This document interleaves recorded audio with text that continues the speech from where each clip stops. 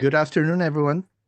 Welcome to Member 365 webinar on events, advanced configuration, and reporting. Throughout this webinar, just a particular house rule, we will be muting everyone. But just so you know, we'll be recording this webinar and we'll be sending everyone that participated in this webinar a copy of this webinar video. Okay. And we will be putting it as well in our YouTube channel on the knowledge base section on your dashboard, just in case if you anyone that missed it, then you can always go back there and check on this webinar. By the way, this is the third installment of our events. We had the event webinar part 1 and part 2 in the past 2 weeks. So this is the third installment, the third trilogy, actually, installment of a trilogy regarding events. So if you missed the first and second webinar regarding events, again, they're in our knowledge base section in our YouTube channel. You can always visit them. Okay. My name is Carlo McDangle. I'm a customer success coach here in Member 365. We may have worked together in tickets, and I may have help on board your program. Okay. Firmly believe that client success is our success, particularly your success is our success as well. We love helping clients. Over time, we made several improvements and new features of the program, primarily thinking about our clients. That's the thing paramount in our minds when we make improvements to the program and many other avenues of service that we can provide them, one of which is conducting these weekly webinars. We know that this adds value to your skill set in managing your membership. So please feel free to share your comments or any suggestions that you may have that will help us address them and improve the program as well. Okay. So what's our agenda for this webinar? It's quite a lot. Okay.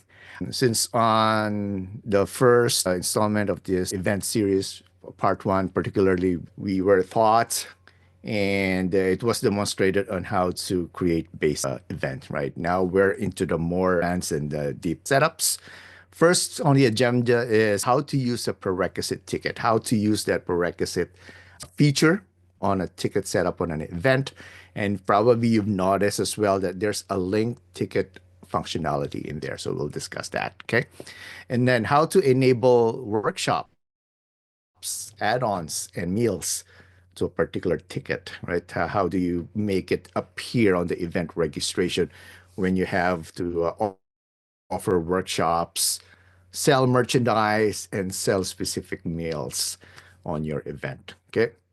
But then again, of course, we need to discuss as well how to create meal plans, right? How do we create workshops? How do we sell merchandise or add-ons? Okay, we'll be discussing those as well. How about promo codes? If you want to give deals, right, or discounts, or even freebies for a specific ticket or for a specific event, right, for 100% discount for specific members or non-members or any participant. So we'll be discussing that as well, okay? How about disclaimers? If you have, say, rules that needs to be observed when they register or while they're in the actual event, we will be discussing that. And next is how do you add an event form? An event form is more of a questionnaire if you want to collect data or details from your registrant. So that's an opportunity for you to add that questionnaire into the event registration form or process. Okay. And then the next one that we need to discuss as well is how do you test your event? Before you roll it out to your members or your contacts, very much one of the best practices is testing the event, making sure that there aren't any wrinkles or any issues. Okay. If there are, of course, we're here to help. Okay. But then testing it on not only once, but twice and testing it in different scenarios, it will definitely help us in making sure that the event that we're rolled out there is without any issue. Okay. And then once registrants start pouring in, starts registering for events, of course, we want to see who they are. We want to see the report. So we'll be discussing that, how to view the event roster report. And especially if you require that there'll be an attendance inventory of who attended the event or those that has not attended, how do you mark them as attended? So we will be discussing that as well. And a last portion will be how to withdraw a registration. How do they withdraw their event registration, especially if they're not interested anymore in pursuing or attending the event? How do they do it? And how would you do it as an admin for them? Assuming that they contacted you and say, hey, Carlo, I don't want to attend the event. Can you withdraw for me? Okay. So we will be touching base on that as well. Of course, the best practices and best practices that we need to keep in mind when setting up an event. Okay. Putting them on a nutshell. Okay. And then, of course, the last but not least, questions. Okay, so at the end of this webinar, feel free to write your questions on the Q&A button below your screen, and then we will be addressing your questions. Okay, so let's dive into the program. Okay, so this is the CRM section or the admin section of your program. The first one that I'll be discussing is how to create or how to use the prerequisite feature of tickets. For this webinar, let's use this leadership webinar test event that we've created just for this session. Okay. So we go to tickets. And then for this webinar, we've created two types of tickets, webinar registration and exhibit registration. We'll click on the edit icon of the ticket. Let me just increase my screen size so you can have a better view of it. Okay. So click on the edit icon. Okay. And then scroll down the page. You will see a ticket prerequisite in here. Okay. And you will notice that the other ticket that's being displayed on this box is the other ticket that's in this event, which is exhibit registration. If we check off this box, we're basically telling the system that before someone can avail or purchase a webinar registration ticket, they will need to have this exhibit registration ticket as well on their belt or on their cart. Okay, they already got it and added it on their cart. Otherwise, if they did not purchase the exhibit registration, the system will not even offer a webinar registration to them. So prerequisite, it's more of a required ticket before they can buy this particular ticket. Okay, so that's ticket prerequisite. Okay.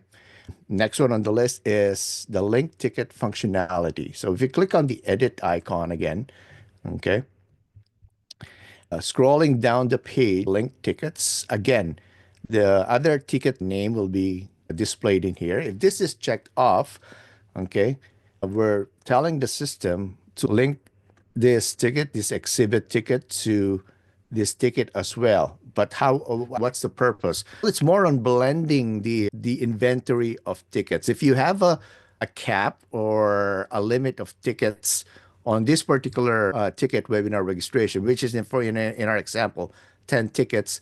And if we link exhibit registration on this webinar registration ticket, then the cap or the maximum of 10 tickets will be blended with that second ticket. Very useful, especially when you have an in-person event where the capacity of the location is limited.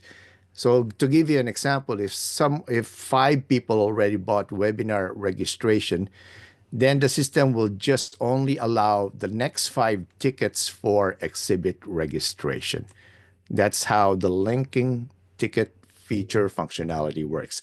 It's basically blending this inventory, this ticket cap within the tickets that you've linked together. Okay. And just to make note, if you're linking tickets, they need to have the same setups in terms of who are you offering it with. Okay. You're offering it with certain membership categories. They should have those same setups. Okay. Next on the list is enabling workshop meals and add-ons and notes as well. So if you click on the edit button again, let's stay on this ticket. You'll notice on the enable section, these workshop meals, notes, and add-ons, if they're white, meaning they're disabled. Okay, enabling them or turning them on, you need to click on them. Okay, that way they will be offered to your registrants when registering for this event and getting this ticket. If they get this ticket, then they will be offered, they will be asked if they're interested to take the workshop that you've created, or take the meal, purchase the meal that you're offering, okay, or purchase or merchandise that you're actually selling. The notes section is actually a section in the registration process or form where they can have the opportunity to write down their request, a message, primarily a message to you as administrators. As an example, if they have some seating requirement, maybe, or probably dietary requirements or restrictions, especially if you're offering meals. So turning off on the notes section, you're giving them the opportunity to write any message that they may have for event administrators. Okay.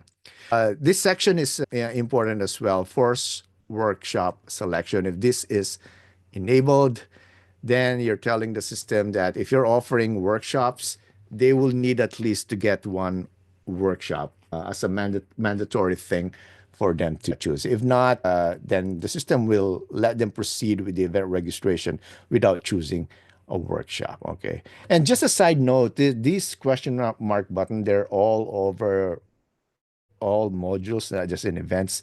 It'll give you a little bit of tip of how these buttons or functionality works. Okay. So again, to enable workshop meals, add-ons, and notes, you will need to go in the section and click on the buttons, make sure they turn blue, meaning they're enabled. And you can click on the add button in here to save your changes, and then scroll down the page, click on the publish button. If it's already published, this is the save button as well. So you can do the same on the other tickets, because enabling these buttons on one ticket will not automatically enable them on the other ticket. You need to enable them on a per ticket basis. Make sure that they're turned on. Okay, and click the add button. Okay. Now, how do we add a meal plan? Okay, let's go to meal plan. All you have to do is click on the add button. It'll bring you to this form, put the name, let the system know if you want to allow non-members to purchase this item, and put the corresponding price point if you're charging them. Okay. We've set up lunch meal. Okay, with a corresponding price point of $5. Okay, and then the workshop, it will be the same. Like set up a screen, click on the add button to actually bring you to this page. Put the workshop name, a description of the workshop. An example of a workshop is, say you have different speakers on the event or different activities that you want to sell to them that they need to attend to. Okay. So you can put a description who the speaker is or what specific activity it is. Okay. And you can have seat cap or limit. Okay. And if you want to track credits, you can actually enable this and assign a specific credit if they attended this workshop. Okay. Do you allow non-member purchase? Okay. And you can even tell the system which contacts in these membership categories will this workshop be made available or to be offered. Okay. Or based on their contact demographic, you need to just check it off. And then, of course, we need the date of the workshop and what time it starts and what time is it ends. Okay. And if you're charging for the workshop, put the corresponding price point and workshops. So you can attach a workshop certificate in here. Okay. And again, you need to mark them as attended, and then the system will send an email, a copy of their certificate. Okay. An option as well for the certificate to appear in the member portal, you can enable this toggle. Okay. And we actually created one in here for this webinar. Okay. Now you may be asking, what's the difference between a workshop And a ticket itself, they're basically tickets that they can gain entry to your event. It can vary on how you want to offer different ticket details, but workshops in itself, like I said on my example, they can be different speakers or different activities within an event, right? And an advantage of a workshop over event, because on the event, if you notice on event webinar part one, it was discussed that you can actually attach a certificate when they attend this event or get an event, regardless of the ticket that they bought, they will be awarded this particular certificate. But on the workshop, you can create different certificates for a different shop. Okay. If they attended this workshop only, then they will be presented this certificate that is assigned to a specific shop. Okay. So you can again attach a certificate, distinct certificate for every workshop versus on the tickets in here, you cannot assign a specific certificate in here. The certificate that again you will be assigning or attaching on the registration section in here will be awarded to them regardless of the ticket that they purchase. Okay. Versus the workshop, it's very specific. Okay. So that's the advantage of using the workshops, especially for activities that you will be offering in your events. And then when you want to give them specific certificates. Okay. Now, do you want to sell merchandise on your event? That's where the add-ons will come in. Okay.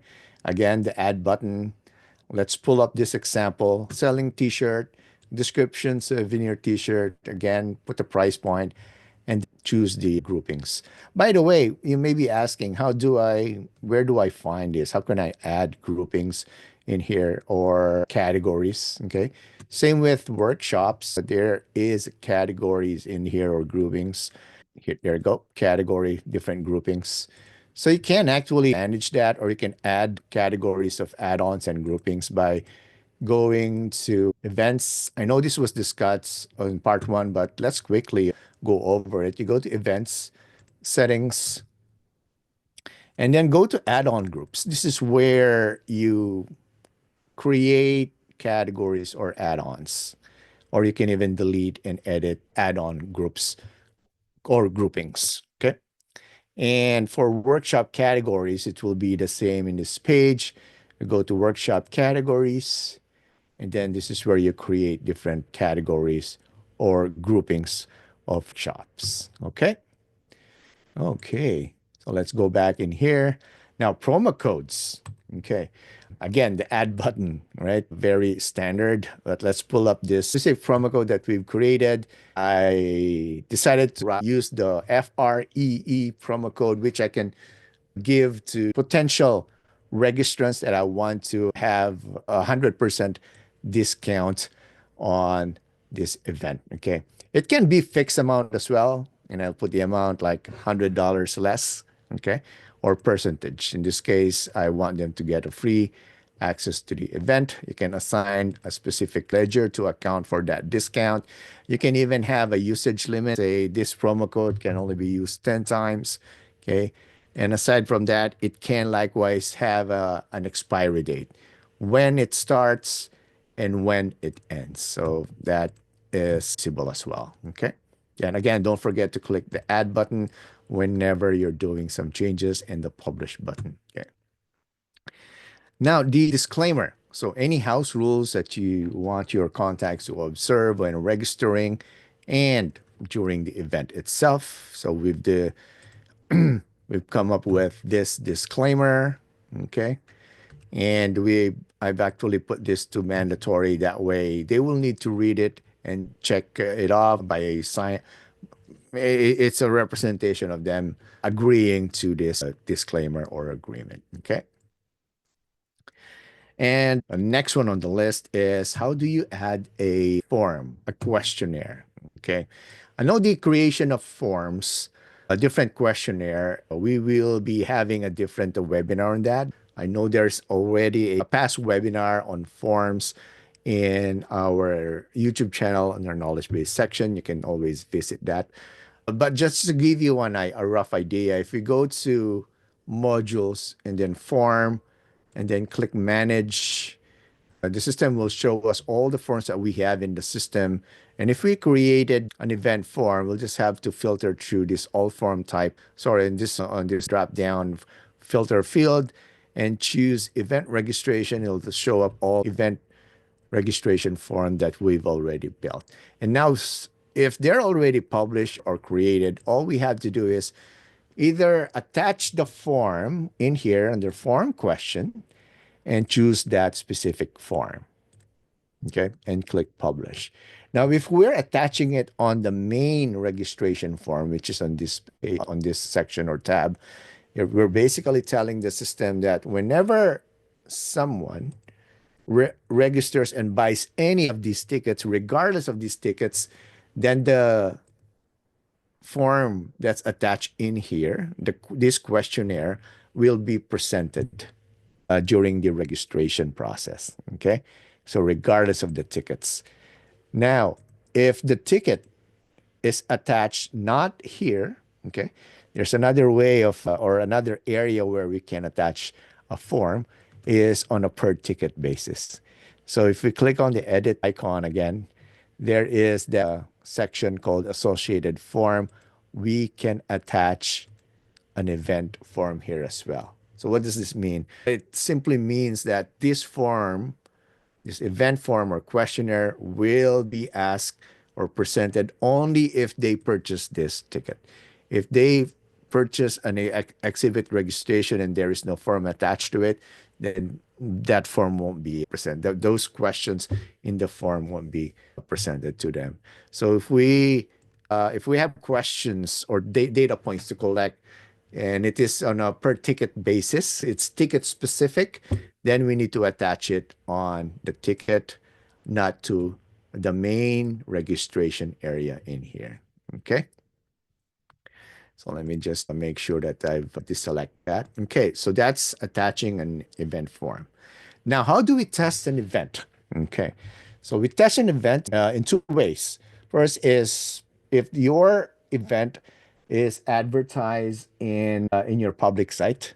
Okay, assuming that the event calendar is either embedded in your public site or just this particular event is displayed in there, and you grab the public registration link. This is where you either send this to a mass email to your prospective registrants or make this public on your public site. You can embed this to your public site as well, only this particular event.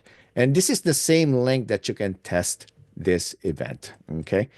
Of course, if it's not yet live, it won't be in your public site. Just so you know, this is the same link that you can use or share with your webmaster so that this event will appear on your public website. Now, to test this event, we will just need to grab this public registration link and put it on an incognito window, private window. And here you go. So we just click on register now button, and we'll just have to enter an email address that's a valid email address. And then it'll bring us to this page, the event registration form. We'll enter our first name and last name and other pertinent information, billing information. Okay. And here's the disclaimer. We click on it. Okay. And click next button. And the system will bring us to the next page. Okay. Asking us what ticket type that we need to purchase. Okay. Just put the amount and click continue to step 2, confirm, and there you go. Okay. Now, if you click on select ticket options, this is where the system will show us those workshops. Okay.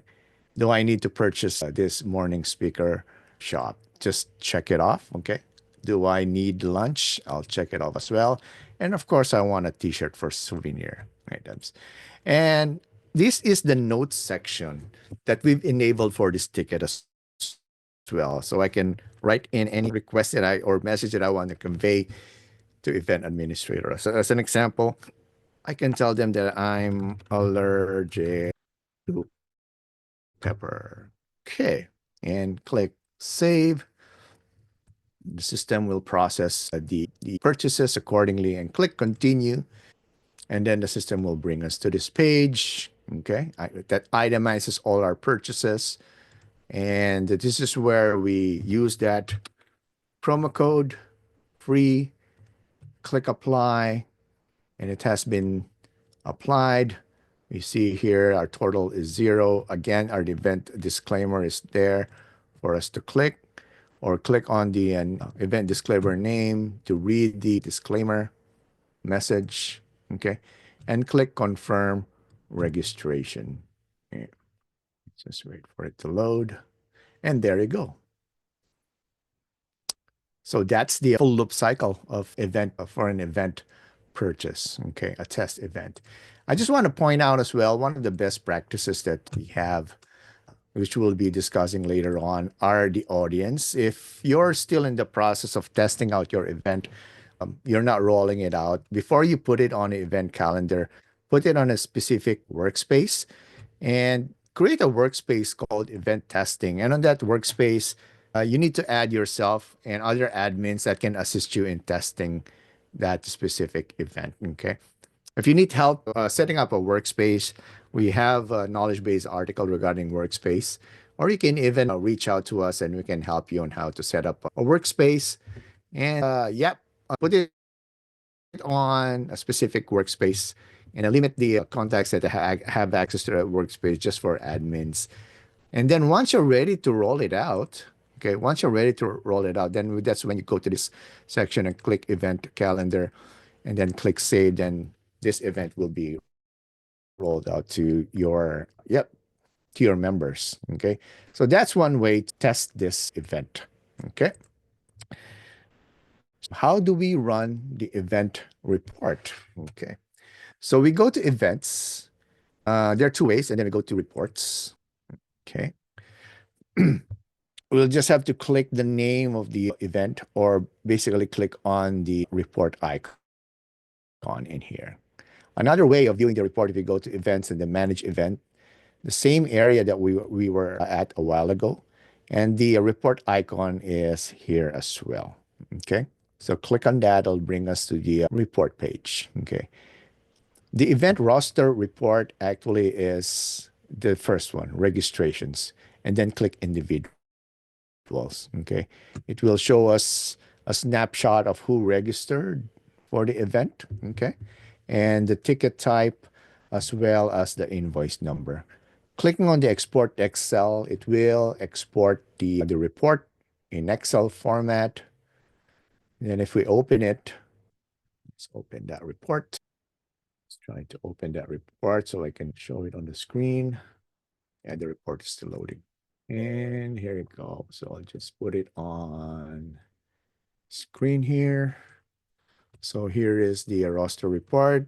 There are two tabs. The first tab is the event summary report. It gives you a snapshot of the tickets, total tickets that were purchased for this test event. But the second tab gives you a granular details of who purchased it, price point, okay, the ticket type, first name, last name, email address, okay, and even their physical address. And on the far right, this is where you'll see their purchases in terms of did they purchase a meal ticket, the lunch meal ticket, or the workshop, okay, and as well as merchandise, okay. So this is where you'll see all the granular details, the event roster report, okay. Now, how do you mark them as attended? I mean, contacts that purchased this event, click on attendance. And then this is where you mark everyone as attended, or you just basically cherry pick which one needs to be marked as attended, especially if you're in the event and making sure that those that registered have attended. So this is where you mark them individually as attended. Okay. Now, how do we withdraw registration? There are two ways. One is to the registration tab and click remove registration. Okay. Notice there's a delete button in here. So when we use this approach, when we remove a registration in this respect, It's just basically removing them from this report without the need for them to be refunded of the ticket. The system will not refund their ticket. I repeat, when we go to this remove registration section and click on the delete icon, it will just remove them from the report, but it will not refund their ticket. Okay. Now, the second way is withdrawing them so that they will get a refund of their tickets. And how do we do that? We request them to log into the member portal and go to their event registration and click withdraw. Okay. Now I'll show that by doing an example, going to the profile of this registrant, which we just did a while ago. Okay. And we'll click impersonate. Impersonate feature allows us to log into their member portal as if they're logging in. Okay. And when they log into their member portal, this will be the same process that they will be doing as well. So let's wait for the system to load. There you go. So they go to events and my event registration, and then click withdraw and modify. Okay. And there you go. And then all you have to do is click on the remove feature in here or click on the delete button. I'll click remove, confirm. I'll click continue and then click continue as well. And then the system will show us zero face amount on the invoice, signaling that we're attempting to withdraw this event registration, and just basically click confirm. Okay. And there you go. Okay. So the system will coordinate, of course, with your payment gateway if you paid by credit card, and your and the contact will be refunded accordingly after purchase. Okay, so that's how a member withdraws their event or how an admin can do it for them. Okay, through the impersonate tool. Okay, so what are the best practices? Okay, the first one is test your event. Always test it out before you roll it to the public or to your members. Okay, test different scenarios. Okay. And second, the best practice is to remove your test before launching. So in that case, the test that we did a while ago with that contact, I just withdrew it. That way, when you start rolling out your event, it will start out in a clean slate. Okay. Withdrew the test registration. Or you use a promo code that's 100%, just like what we did a while ago. Okay. And then check workshop date and time. A while ago, I've shown you that workshops can have specific date and time, right? I don't know about your specific event, but most events, as much as possible, they have workshops that should be on different time slot, right? If you have overlapping of shops with overlapping time in a particular day, that will limit of course, the individuals that will be registering because they can't be in the same place at the same time, right? So double workshops, okay? Your different speakers or activities, make sure that they are not overlapping in terms of the time that you have for your event or for these specific activities within your event. Okay. And then last but not least is assign audience to a specific workspace when testing. That's what I shown a while ago. When you're still in the process of setting up your event, make sure that you don't put it on the event calendar yet. Put it on specific workspace. Okay. You need to create a workspace that's just intended for event testing. Assign access to yourself or any other admin that can help you in testing the event. Okay. It's time for questions if you have any questions. So please feel free to write them down on the question and answer button below your Zoom screen. Okay. So we have one question here. Can we add in workshops after event registration and reach out to members who have already registered? That's a good question. Yes, you can. So say an event is already live, right? And then some have already registered and you added more workshops. Okay. they can actually go again into their member portal, go to their event registration, and go to the ticket. They need to open the ticket and they need to go to the select options, and the system will show them the additional workshops that you've added. Okay, so the answer is yes, but they need to go to the events. Okay, to their event registration and add that shop. But if you added a workshop, it's important that probably you can create an event reminder. Let me just show you that option. Okay, you can go to an event, assuming that you added additional workshops. Let's go to that event again. Leadership webinar.